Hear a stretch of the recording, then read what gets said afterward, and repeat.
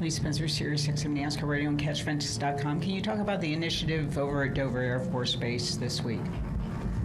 Yeah, Cheddar's has a special promotion for, red, white, and blue, obviously. And, we wanted to give honor to the service members that are over here, Dover Air Force Base, Dover being the next race on the Cheddar's calendar. And so Cheddar's has painted their car red, white, and blue for this weekend, also in honor of veterans that have or do work at Cheddar's. There's 67 names on the deck lid this weekend, and we're here to honor those, but also paid a visit over to the military base to help honor some more that were over there.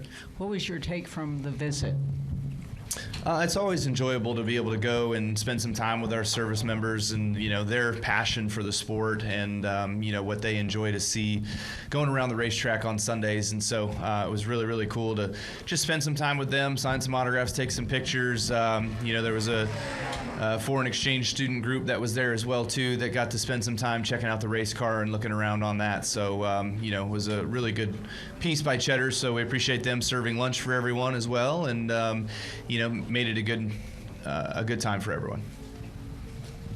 We'll come right here in the middle. Black shirt. Tim Moore Motorsports today. Kyle, throughout your career here, you've had a bunch of wins, but you've also had a bunch of DNFs. Here at the Monster Mile, just how hard is it to stay out of trouble? And would you say it's easier for you to find trouble trouble to find you rather than it is for you to perhaps find trouble on the racetrack here?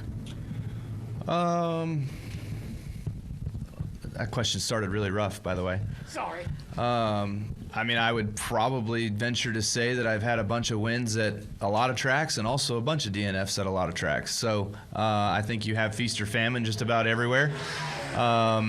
Here at Dover, winning 3 times has certainly been, the highlight, and we've had some really, really good runs as well, too, of being close to winning. I remember that time when I was so close with the 5 car and finishing second to Jimmy Johnson right up his tailpipe, was told to leave him alone and let him win the race. So, it's just been a great track for me over the years, same as Richmond has, Bristol has, a bunch of places. So it's a great place to race. It's fun. It's really challenging, but yet, lends itself to really good drivers, really good cars. I'm Dropper Motorsports today. So looking at the weekend last year at Dover was obviously one of your best runs of the season. You got the pole, you finished top 5. So I'm just wondering, is there anything that can be taken from that, even though it was an April race compared to July now, the new tire compound, there are a lot of differences, but is there anything you could take from last year's run to help you? I would say that you take everything that you did use last year because it was good for you, and you try to just look at all of that and try to replicate that as much as you can without knowing anything about the tire, with no tire test being here, no wheel force test being here, anything like that.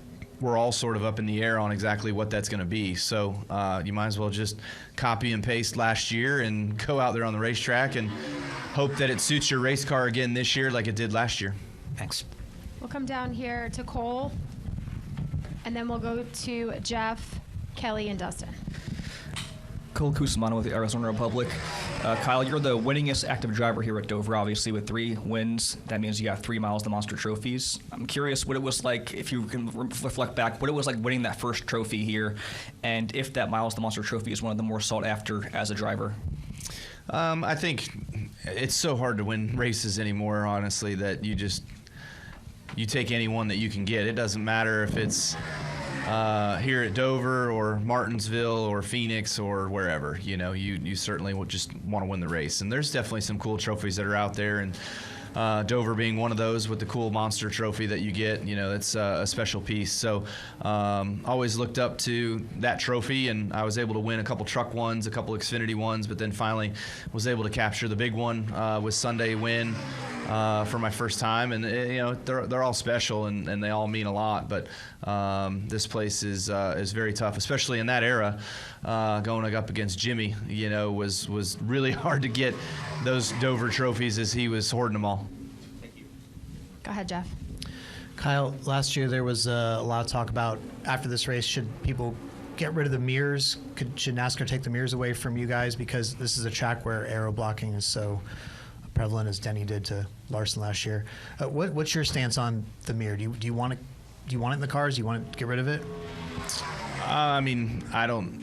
Us talking about it isn't going to change anything, right? But I would say that if you run the mirror, you don't get a spotter. If you want a spotter, then you don't get the mirror, the camera. So pick one. What would you pick? What would I pick? I would pick the spotter over the mirror. We'll go to Kelly and then wrap with Dustin. Kelly Crono, Racer.com. Kyle, with NASCAR combining now the practice session for everybody getting out there for 50 minutes, is that a benefit to have everybody on track at the same time? And even when it comes to being able to evaluate where everybody stacks up, being out there at the same time instead of split into groups? I must be really stupid because I was scratching my head on why.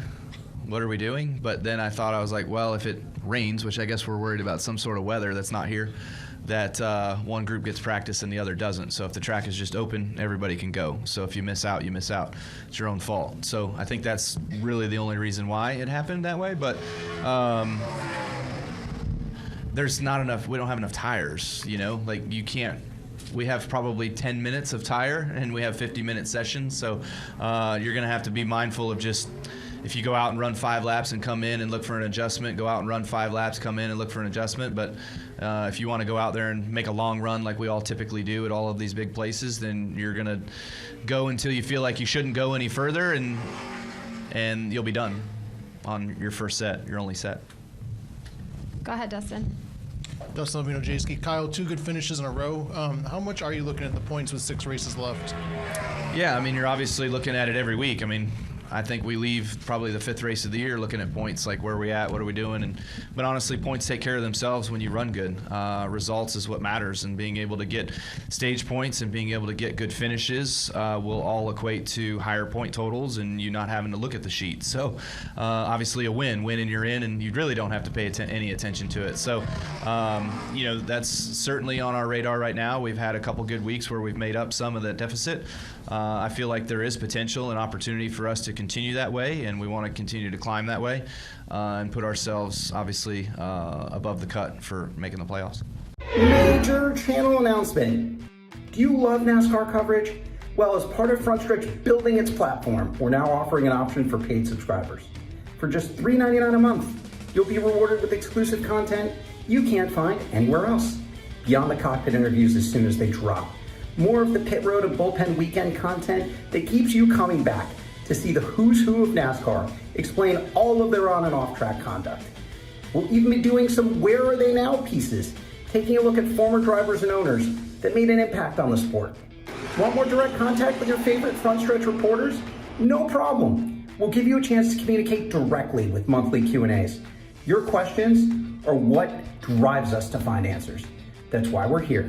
The best seat at the track and the best view on the net for all of your quality motorsports coverage. Come take the green flag with us.